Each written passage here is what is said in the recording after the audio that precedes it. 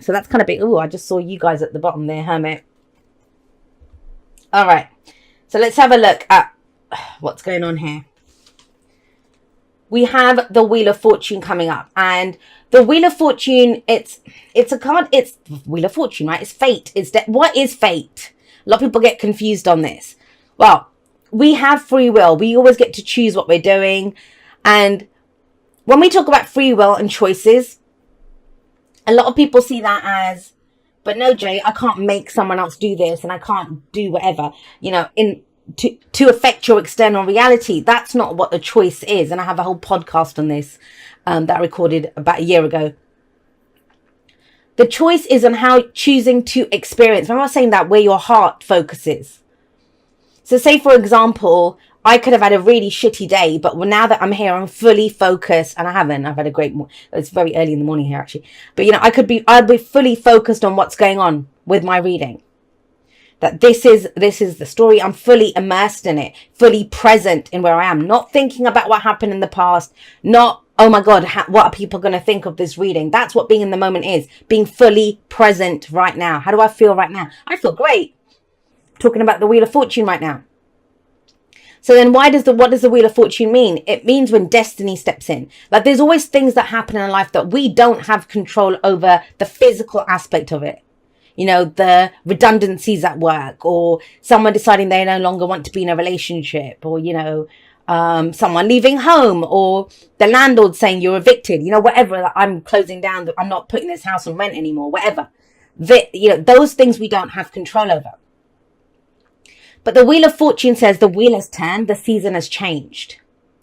And it's our job. How do we turn that fate into our destiny? Is to recognize it as an opportunity and to walk through the door. That is our choice there. So if they let you go from that job, it's like, well, I never liked that job anyway. Let me go and start that business. Let me go and apply for that other job.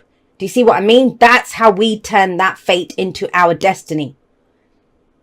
We can do the Five of Cups. Why did this happen? Why have I not got the support? Why is that gone? But it's seeing it as an opportunity. And the Wheel of Fortune is that. It's a new cycle begins. Now, it can be something that comes back round again. It may be the case for you, especially with the Five of Wands and it came up at the beginning, right?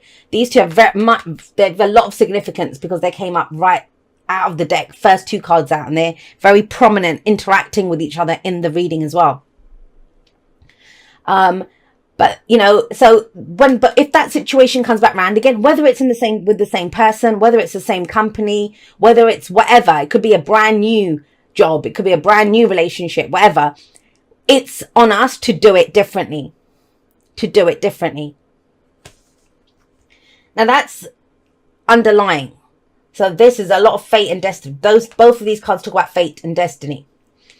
We have the Lovers coming up with this. Now, the Lovers, yes, it can be around a relationship, whatever the nature of that relationship. But at its core, what the Lovers talks about is what we love. What we love. They're called the Lovers. They're not called the Thinkers. And I do see, I've talked about this often, it's number 6. And the Devil is number 15, which adds up to a 6 as well. They are two sides of the same coin. But at the Lovers, we are what our heart is called to. And a lot of people say it's a head or heart decision. It isn't a real decision. It's actually the heart has picked, this is what I love. This is how I want to feel. This is what makes me feel good. This is good for us. The heart is screaming that out. This is good for us. That person, that job, that situation, that career move. It's something that we must do. But it's good for us, right? And so the choice is then the head gets on board to give the heart what it wants. That's how this works. The Lovers is the illusion of distance. The Devil is the illusion of being stuck. They're both illusions. I see them. It's owning, well, my heart loves this. And then seeing an opportunity for how we do that. It's there with the Wheel of Fortune, but we may not see it.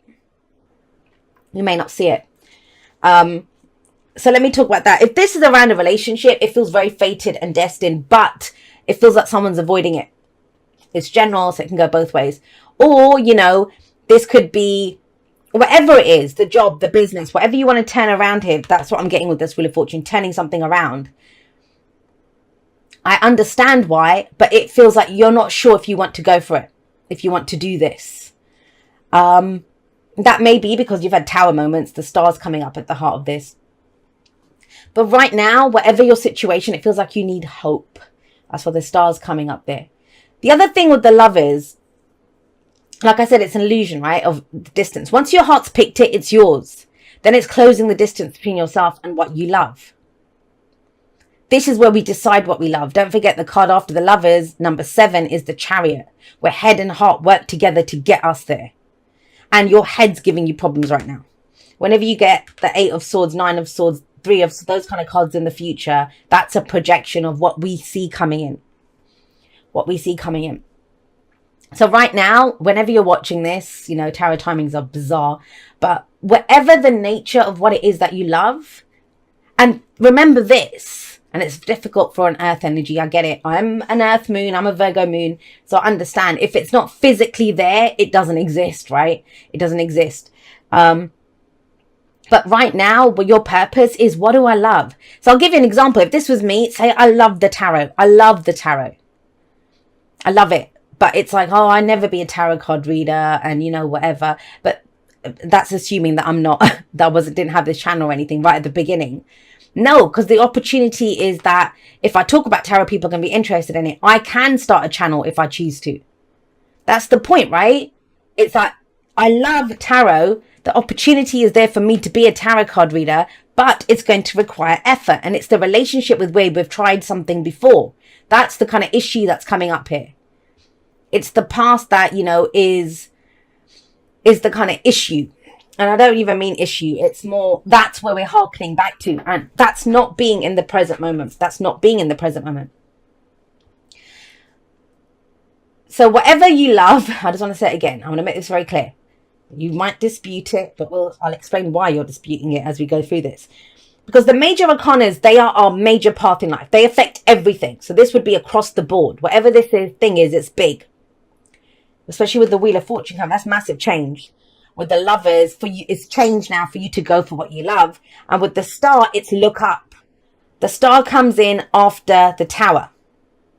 And so if that Tower hadn't fallen, which can be very shocking and it feels like a loss, right? If that tower hadn't fallen, we would not be able to see the stars. We would not be able to see the stars. But it's about letting your heart go for like, whatever it wants. And you will know that. You will know what it is because the heart doesn't think in things or possessions or people. Like your heart is not going to say, I love John down the street, or I always use John and Sarah. I don't know why. Sorry to all the Johns and Sarahs out there. But, you know, that's not your heart. That's your head that is saying to your heart, okay, so you like feeling in love, or you like that aspect of yourself, that loving, whatever aspect. I'm going to, well, then there's John. Let's go for John. That's your head doing that. The heart doesn't think in specifics. And that's where people get very confused. When they say, I can't stop loving him, or I can't help this thing. That's the only thing I want. No, that's your head. That's keeping you trapped on that one thing. The heart, the language of the heart is feelings. And feelings, they can be triggered by people and things, all the rest of it. But they're still our feelings. So what the heart wants is to feel more of that. Right? With me so far? Good. I want to take a minute to explain that because that's big. Coming up as an underlying, that is what you're tackling this month. This energy. If nothing else, you can stop this right here. If you're done with it, that's your message. Go figure out what you love. Because that's when you love it, when you focus on this is how I want to feel, you will see more of it. And not just as a want of that feeling. Like I want to feel love. All right. So what do you love right now? Because you get more of what you feel. Your feelings are a magnet. And that's why with the star coming in, it's asking you to look up and pick your star. Which one's your star? There's so many stars here. Which one is your star? The star is a very spiritual energy, very spiritual energy. And it talks about, you know, once you pick that star, it's a wish card, right? The star is the major arcana version of the 9 of Cups. So which one's your star? You pick that. Now, when people pick their star, so let's say, for example, if this was for me, and we're using that tarot example, and I said, you know what, I want to be a tarot card reader. I want to be out there helping people. That is my fate. That is my destiny. It's written in the stars. This is my purpose. This is what I came here to do. So say I've picked that. Now, that doesn't mean that the next step is me becoming like a full-time tarot card reader, making money, having clients, doing whatever. The star that I've picked, actually what I've picked in that is doing something that I love, expressing my spirituality. If you think about the language of the heart, it's the head that's come up with, you can only do that as a tarot card reader. Do you see that? I'm trying to really explain this because it's one that people get tripped up on so often. And so if I've picked that, I've picked my star, that's how I want to feel, that's what gives me hope, that's my new beginning. That is my roadmap now. That, I was talking about Google Maps, the reading being Google Maps. That is my roadmap. That is my path ahead. That if I've picked that star that I'm going to express my spirituality and try to help people through, let's try tarot, that might be the first step, then that's the roadmap. So let's start a YouTube channel. Let's get a social media page. Let me get some tarot decks. Let me start reading for people. Do you see that? That's what it shows. That's how we go forward with it. But I do love it. Like I'm really not trying to put your reading down because that's amazing, powerful energy. And when we have amazing, powerful energy like that shifts in our life taking place, let's be completely honest here. Now, when we see the star and the sun, but if this is a work reading for you, and I said this, I think somebody else got this combination. I don't remember who. Maybe it was Taurus. I don't remember. Anyway, so the sun is the spotlight. The star is your star rising. So it's about showing your star in that spotlight. In a relationship, it's the same. Now, think about this. If it's talking about the roadmap that's coming in with the star coming up, I'm going to straight up say this to you, Virgo, and I get this. Please trust. Our moon is our soul. It's who we are. So I have a Virgo moon. Trust me, I get Virgo energy. And it's one of the things I've worked really a lot with my Virgo moon because it was one of the energies that I didn't really fully understand. And I think for a lot of the time I came from in my 20s, I was at the lower end of the vibration of Virgo energy. I was judgmental and picky and a perfectionist and all of those darker energies that sometimes Virgos are known for, where there's a much higher vibration for Virgo, amazing energy. I mean, we wouldn't have this amazing world that we have if it was not for Virgos, for a lot of that, the service that Virgo energy brings and the healing energy. So I'm not shitting on Virgo energy. I love it. And I love that I have a Virgo moon now. Why do I say that? Because you are very much being instructed. I mean, have a look at this. There's opportunities, there's fortune, there's, the wheel is turning. But if you focus on what you love, if you focus on what gives you hope, if you focus on where the potential for happiness is. Because as an advice card, the Five of Cups, look at her. She is looking at what has been lost, what is not there. And that is what makes Virgo so good at figuring out, well, this doesn't work and this works. Don't forget, Virgo is the maiden of the harvest. What does the maiden of the harvest do? What does the harvest maiden do? She looks at the harvest and says, right, we can get rid of the stalks. We'll keep the corn or the wheat or whatever, the bit that we can use. What is of practical use here? And so this is very much in line with who you are. The thing that is lost, is it of practical use for you to keep looking at it? Answer it yourself. Because this is amazingly massive energy coming up here. Massive. And yet, why are we not making use of it? Why are we're going on this journey here? I understand it. And it may be a reaction to because you feel it so strongly, because you feel how big this is. It's that overwhelming how connected you feel to this person. It's overwhelming the shit that you're in right now, and it just feels like I can't look away from the train wreck or the shit show that my life is. But that's the only way that it will get brighter and bigger, right? You can look at the rubble of the tower, or you can look up and start looking at the new star. And there is a part of you that says, but Jay, I worked so hard in that tower, and you can't fix the tower. You can't fix that tower. That's the thing with the tower. And we always take a moment and sit and cry and look at the tower and think, wow, I put so much time and effort and energy into that and it fell. But at some point we need to say, someone get this shit out of here. I'm building something new. Something that is worthy of me. Something that gives me hope. Something that I can see my happiness in. Because the sun very clearly says what you focus on now, it will grow. What you focus on, it will grow. You are the sun in the solar system of your life. You give life to whatever comes. This is a card of creation, new beginnings, that life force energy, because that's why there's always a child here. There's something very innocent about this card, right? Innocent joy. And the sun is the bird's eye view of the maze. The other thing, when you get swords and you've got some difficult swords energy coming up here, it's around the stories that we tell. So it may be like when you wake up in the morning, are you going over the kind of difficult stuff? When you're going to sleep at night, what are your dominant thoughts? You know, and that's not to say, I mean, I deal with difficult stuff, but I keep it in its place. I mean, I saw a message this morning from someone. I was not interested. Like, I swear I was not interested. I was like, seriously, this person back again? But I don't need that. I do not want to give my energy to something shit like that. And especially not when there's this kind of beautiful, fated, something that you love. And with this power coming in to kind of help you move towards it, to see a path towards it. Do not forget, the Virgo is the Knight of Pentacles. That Knight of Pentacles is always going to get the job done, one step at a time. What screws him up is where if he starts looking for fault in everything. If you had people like that, they walk into a situation and they would just see the fault. This is what's wrong here. And they start complaining about it or doing whatever. And it's like, that's not being in the moment. That's not accepting things as they are. That doesn't mean you have to put up with bullshit or shit service. That's not what it means. What do I love about this situation? It's shifting the focus. Shifting the focus from being critical and even self-critical. I mean, there's a lot of this self-criticism maybe coming in. That's very personal energy down the bottom there. That, you know, going from that kind of critical energy to, wow, what's good about this? What do we want to expand about this?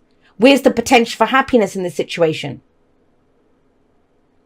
So with the Five of Wands, your foundation last month, last year, I understand, because you've really put some effort into something. That's what the Five of Wands is. Showing up, you know, getting it done. As I said at the beginning, the card that comes after the Five of Wands is the Six of Wands, recognition for the work that you put in. This is healthy competition. This is giving it your best, giving it your all. And you don't see it. I understand that because of this, but because of this effort, there's a beautiful opportunity now. That may not have gone how you wanted it to, but that's what we do when we have black and white thinking. It's either good or it's bad. It's easy or it's difficult. But the thing is, just because something's easy, it doesn't make it good. Just because something is difficult, it doesn't make it bad. You may have, I'll give you an example. Say you've trained really hard at some course you've done, and you worked really hard for that promotion and you did whatever, you know, and you didn't get it. So that's where you think, well, screw it. What was the point of that? But maybe through going through that struggle, that thing, it's given you a new skill set. Maybe now you can go teach that subject. Maybe now you can do something else, which would makes you actually more happier, which is a new beginning. There's hope here. It's like, wow, I actually really love that. But when we get stuck on just one thing, which is what the head does, remember I said John or Sarah, or, you know, it has to be in that company or it has to be that specific job, we can miss out on so much. And the truth is, you can make anything a success with this energy, as long as it's what you love and as long as it's where you see your potential for happiness. Because if you focus on what's missing, or you focus on, well, I worked so hard on this, look what's happening, you get the Seven of Swords in your present. And the Seven of Swords is a card that talks about, is it worth the risk? Sevens are always, is it worth it? Is it worth the risk? Do I need to plan this a bit more? Do I need to think about, that's the head coming in. The big thing for you this month, if you do nothing else, but just identify, this is what I love. This is what's the best for me right now in my feelings. In my feelings. This is what gives me hope. This is what makes me happy. If you can focus on that and really feel that energy, really feel that energy. There are no risks involved, because the fact that you're doing a risk assessment means you're not looking at this. You're not focusing on what makes you happy, because when you're happy, right? You don't think, oh my God, is it going to cost me to be happy? We're talking about emotions, the lovers, not the thinkers. The other thing with the Seven of Swords, I mean, have a look at her. She's running away from the future. I'll talk about these two together. So we have the Seven of Swords. Is it worth the risk? Is it, you know, whatever? And why? Why are you doing that? Because the projection forward, whenever you get Eight of Swords, Nine of Swords, the moon, any of that energy in the future, it's a projection. The cards would not predict, I don't even like that shit, but predict, oh, you're going to think that you can't do it. Like, what the hell? How can someone tell you what you're going to think? That's what you've got already. You've not just said right now it's not worth the risk. Why is it not worth the risk? Because in the past I put so much effort into something, didn't go down the way I wanted it to. And in the future, I may not be up to the challenge of doing it. And it's like, no, right now, let's pick it from right now. What makes me happy right now? I can change direction in the future. I could do something else. All right, my lovelies. I love you guys very much. Thank you so much for watching. Please trust that whatever you get up to in December, you will get what you need. You will get what you need. It isn't, because it doesn't always look like how we want it to, we think it's not working, but it is. I will see you next time, but that's all for now. Goodbye, my lovelies.